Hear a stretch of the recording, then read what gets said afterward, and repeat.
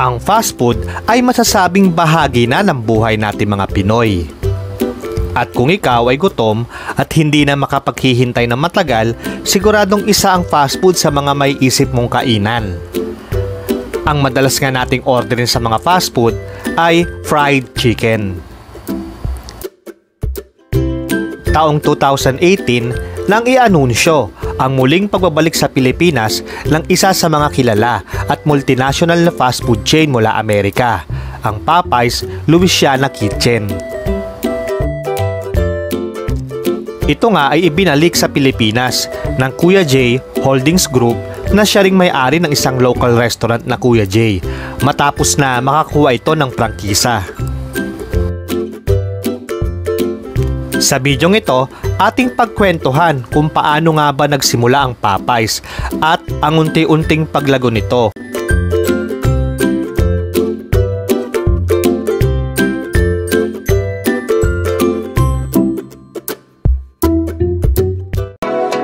Pero syempre, bago ka pa lamang sa akin channel, ay huwag mo munang kalimutang mag-subscribe at i-click ang bell icon para laging updated ka sa mga i-upload kong video. Sa channel na ito, gumagawa ako ng mga video na nagbabahagi ng mga kwento at impormasyon patungkol sa iba't ibang bagay na bahagi na ng ating buhay. Binuksan ang kauna-unahang branch ng Popeyes sa Arabi, Louisiana na isang suburb area ng New Orleans sa St. Bernard Parish ni Alvin Charles Copeland. Si Copeland ay hindi nakapagtapos ng high school. Nakapagtrabaho ito sa iba't ibang kumpanya na nagbigay sa kanya ng malawak na karanasan. Namasukan bilang isang empleyado ng local grocery store sa Louisiana, ganon din bilang isang soda jerk at sa mismong donut store na kasosyo ang kanyang nakatatandang kapatid. Sa edad na 18 ay ibinenta ni Copeland ang kanyang sasakyan upang bumili ng prangkisa ng donut store ng kanyang kapatid. Ang sitwasyon ngang ito ang nagbigay kay Copeland ng ideya sa pagnenegosyo na may kinalaman sa restaurant at franchising. At noon ng June 12, 1972, binuksan ni Copeland ang kanyang unang restaurant. Pinangalanan niya itong Chicken on the Run. Nais nito na makipagkompetensya sa Kentucky Fried Chicken o KFC. Ngunit sa kasamaang palad ay nabigo ang restaurant makalipas lamang ang ilang buwan.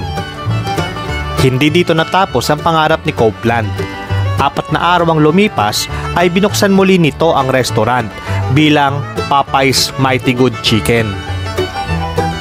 Pagsapit nga ng taong 1975, ang kumpanya ay pinalitan ng pangalan bilang Popeyes Famous Fried Chicken. At nang sumunod ngang taon, 1976, ay unti-unting sinimula ni Al Copeland na magbenta ng prangkisa ng kanyang restaurant na nagsimula lamang noon sa Louisiana. Hindi na nga napigilan ang pagdami ng mga branch ng Popeyes sa Amerika.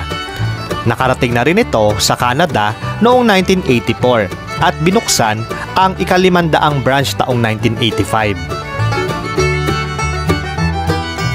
Noong 1990, ang Copeland Enterprises na nagmamay-ari ng karapatan sa Popeyes Chicken ay nabaon sa pagkakautang matapos na hindi mabayaran ang $391 million dahil sa pagbili nito sa Church's Chicken na isa ring fast food chain sa Amerika at isa ring fried chicken restaurant.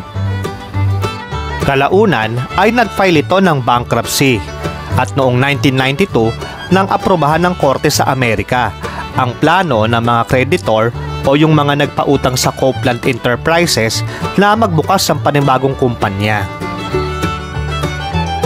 Dito nga nabuo ang America's Favorite Chicken Company Incorporated o AFC na siyang panibagong mangangasiwa sa operasyon ng Popeyes at Church's Chicken. Pag-aari ni Copeland ang signature recipe ng mga produkto hanggang sa opisyal na bilhin nito noong 2014 sa halagang $43 million.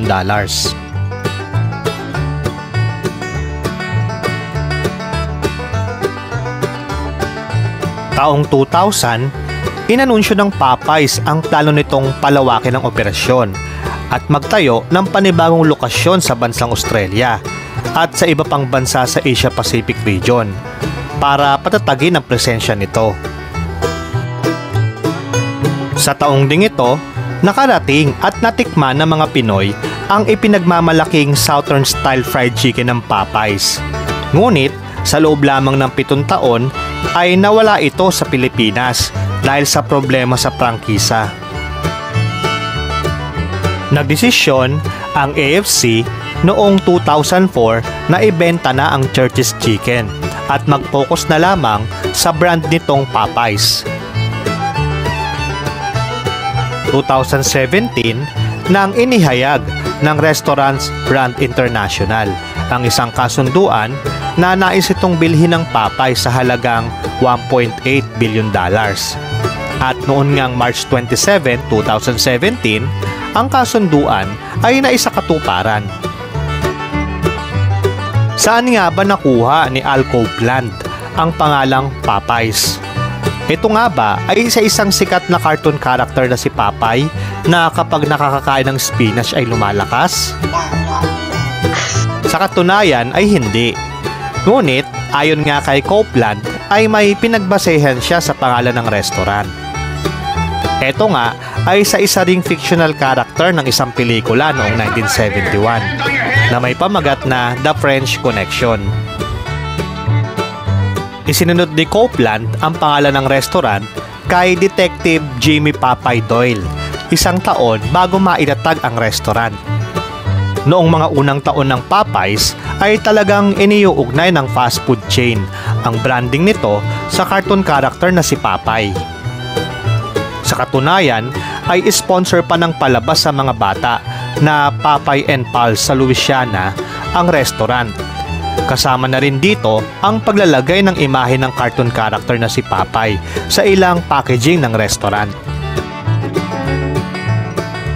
Di nagtagal ay nakakuha ang restaurant ng karapatan na gamitin ang cartoon character bilang bahagi ng marketing strategy nito na ginamit ng kumpanya sa loob ng 35 years. Kung inyong maobserbahan, ang salitang Popeye sa pangalan ng fast food chain ay walang apostrophe, hindi katulad ng kakompetensya nito na McDonald's at Hardee's. Pabirong pag-amin ni Copeland na masyado siyang mahirap para makapaglagay ng apostrophe sa pangalan ng kumpanya. Tayong mga Pilipino, sanay tayo na ang kasama ng fried chicken ay kanin, spaghetti o kaya naman palabok. Ngunit sa aking personal na karanasan sa pagkain sa fast food chain na ito, masasabi kong ipinakilala sa akin ng Popeyes ang panibagong konsepto ng fast food dahil sa makabibili ka ng fried chicken na may kaparis na signature buttermilk biscuits nito. At kung gusto mo ngang masubukan ng biscuits ng Popeyes, ay meron ding classic honey, white chocolate at hazelnut. Ipinagmamalaki rin ng Popeyes ang kanilang mga chicken burger na pinipilahan dahil sa sarap. Pinakilala rin ng fast food chain ang iba pang klase ng burger, ang shrimp at fish burger. Dahil sa Louisiana nagmula ang Popeyes, malaki ang impluensya ng lutuing Cajun sa produkto nito. Ano nga ba ang lutuing Cajun? Ito ay estilo ng pagluluto na binuo ng mga Cajun-Acadians o isang pangkat etniko na ang mga ninuno ay mula sa bansang France. Tumira ang mga ito sa Louisiana noon pang ika-18 siglo. Ang Cajun seasoning ay karaniwang malalasahan sa mga produkto ng Popeyes. Ito ay kombinasyon ng asin, garlic powder, thyme, cayenne powder, onion powder, at Italian seasoning.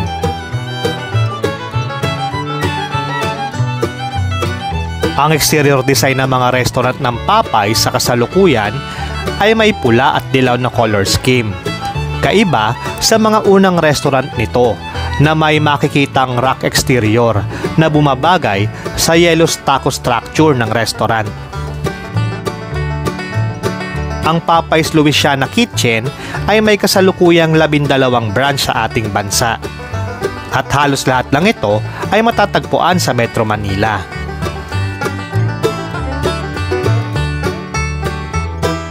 Alam nyo ba mga katanong na ang mga branch ng Popeyes sa bansang Japan, France at Germany ay matatagpuan lamang sa mga US military installation? Ang mga sangay nga ng Popeyes sa mga bansang nabanggit ay hindi bukas para sa mga sibilyan at publiko. Ang Popeyes Louisiana Kitchen ay may 3,451 na restaurant na matatagpuan sa 40 estado ng Amerika at 30 pang mga bansa sa buong mundo. Kayo mga katanong, nakakain na ba kayo sa Popeyes? Ano ang nasubukan yung orderin dito? Comment down kung ano ito. Kung nagustuhan ninyo ang video mga katanong, ay huwag kalimutang i-like at i-share. Hanggang sa susunod na video mga katanong, maraming salamat sa panonood. Tandaan natin, kung may tanong, alamin ang sagot upang sa kaalaman nito humantong.